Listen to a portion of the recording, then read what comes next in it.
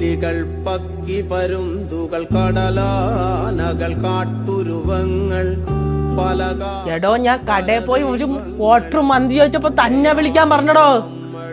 തനിക്കൊക്കെ വേണ്ടി ഞാൻ എന്തോരം മെക്സിക്കൻ മന്തി വാങ്ങി തന്നിട്ടുണ്ടെന്ന് അറിയാല്.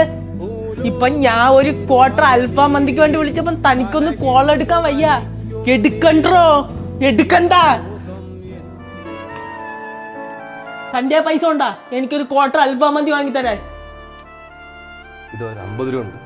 നീ പോയി കുടുംബശ്രീന്ന് ഒരു ഊണും പൊരിച്ചതിന് വാങ്ങി കഴിക്കും. കുടുംബശ്രീയിലെ ഊണ് തന്റെ പെണ്ടാട്ടിക്ക് വാങ്ങി കൊടുറോ.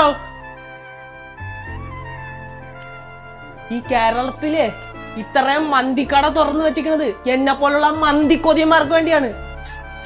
മന്തി തിന്നണോന്ന് ഞാൻ തീരുമാനിച്ചിട്ടുണ്ടെങ്കിൽ അത് ഞാൻ തിന്നിരിക്കും. താൻ കണ്ടോ? ഹലോ കൃഷ്ണ, ഗംഗേടാ. എന്താടാ മന്തി കൊതിയാ? എന്ത് പറ്റി?